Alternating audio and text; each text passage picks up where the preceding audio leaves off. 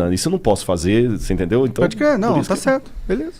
O Teolocast mandou aqui, salve, salve família. Rodrigo Silva, acompanho seu trabalho há quase 20 anos. Se não me engano... Então não era eu não, que sou mais novo.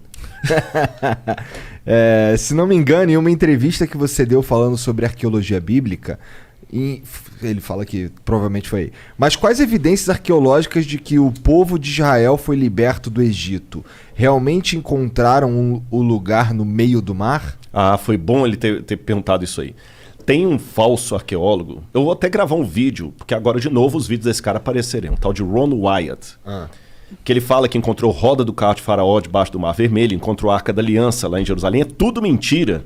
Sabe? E toda vez que eu dou palestra, o pessoal pergunta sobre isso, encontrou a Arca de Noé também lá na Turquia, e tudo falso. Tudo falso, falso. E o cara tinha umas paranoias doidas, que Deus falou com ele quando ia revelar a Arca e tudo e tal. E agora alguém me mandou que ele fez de novo um vídeo. Ele já morreu. Ele era um anestesista de Nashville, Tennessee. E fizeram um vídeo agora bem feitinho e tudo e tal. E já tá com mais de 1 milhão de visualizações. Então, sobre o que esse vídeo é? Esse é sobre a achado da Arca de Moisés. A Arca da Aliança. Mas é tudo falso. Entendi. Você entendeu? Não tem nenhum arqueólogo com diploma mesmo que endosse o cara. Entendi. Não tem um. Bom, então, isso aí tudo é falso. Esquece esse negócio de roda de carro. Eu tive no Eiba, no lugar lá. Eu sei que é tudo falso, os lugares que ele fala. Lá em Nueiba tem uma coluna levantada lá que ele fala que foi Salomão que ergueu para marcar o lugar da travessia. Aquela coluna é romana, gente. Não tem nada a ver. Então o cara é todo furado. Entendi. Todo furado. Mas quais são os indícios de que Israel saiu do Egito? Em primeiro lugar, lembra aquilo que eu falei. A história passada é uma história fragmentária. Eu até dei o exemplo aqui. Como se fosse um quebra-cabeças de 10 mil peças. Faltou um monte, faltou na maioria. Então, assim, não é só história, arqueologia bíblica, não. Isso vale para a arqueologia da Grécia, a arqueologia de Roma.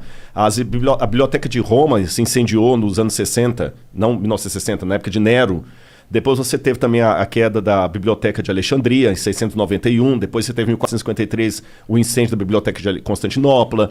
Muita coisa se perdeu. Então a gente tem um monte de fragmento que a gente completa com coisas que fazem sentido. Fazem sentido. E bingo, é isso aí, Igor. Então algumas coisas que fazem sentido. Em primeiro lugar, eu desloco o êxodo da época de Ramsés e coloco na época de Tutmoses, na 18ª dinastia.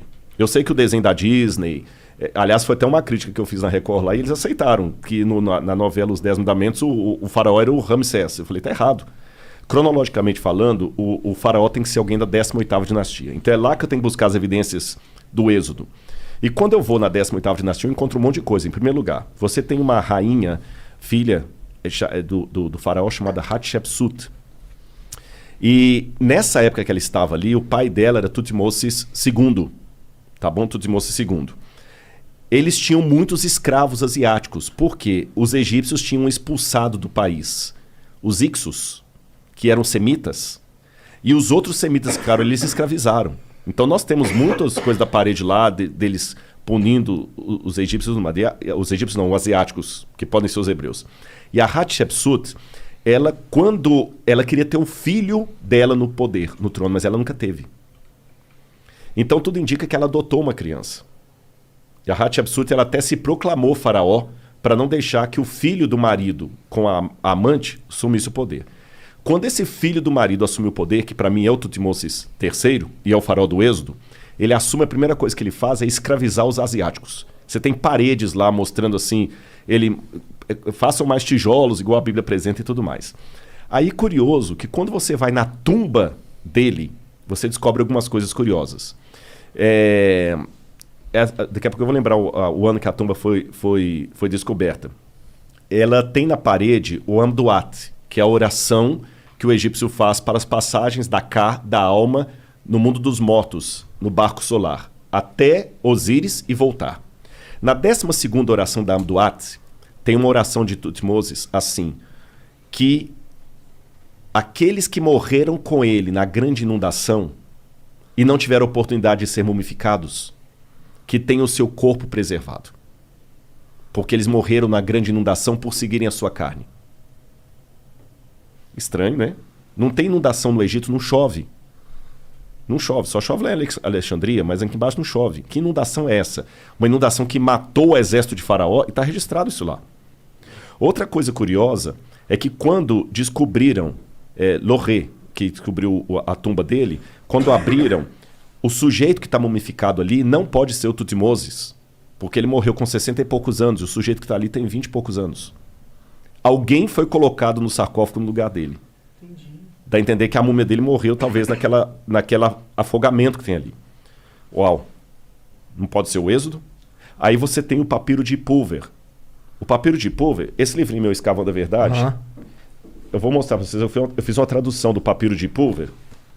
O papiro de Pulver, que hoje está na biblioteca de Leiden, na Holanda, ele traz uma coisa muito interessante que parecem ser as pragas do Egito.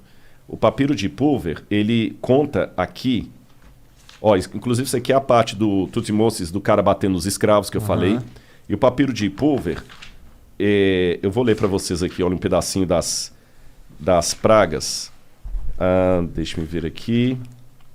Bom, eu vou mostrar a foto aqui e vou citar o papiro de Pulver para vocês. Tá. Ele fala assim, Deus Horus, por que as tragédias se abateram sobre o Egito?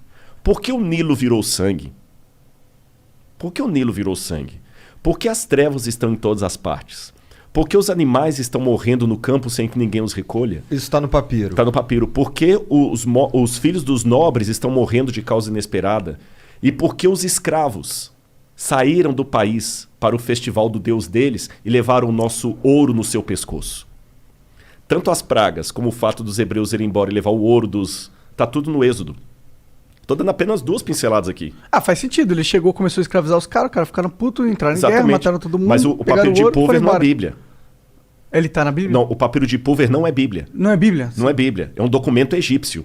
Pode crer. E você tá entendendo? Então eu tô pegando a história da Bíblia contada por um documento fora da Bíblia. Os painéis ali de Tutmoses III. Até o nome de Moisés faz sentido nisso, porque na 18ª dinastia, eles tinham muito costume de pegar a palavra Mes ou Mose, em egípcio, significa nascido de. E eles acoplavam o nome nascido de ao nome de uma divindade. Então você tinha, por exemplo, Mose, nascido do deus A, o deus da lua. Tutmoses, nascido do deus Tot, o deus escriba. E o nome do hebreu, Moses, Moshe em hebraico. Nascido de. De quem? Parece que quando ele entregou para o deus hebreu, ele tirou a divindade egípcia. Então até o nome dele é um nome egípcio. O livro do Êxodo tem várias palavras que vêm do egípcio. Não são palavras hebraicas. A palavra para papiro é egípcia, a palavra para Nilo é egípcia. Tem um monte de palavra egípcia. Então, eu só estou dando umas 3 ou 4 gotas aqui para ver que nós temos evidências acadêmicas que apontam para o Êxodo. Aí, o que é o Êxodo exatamente? A forma é quando os hebreus saíram...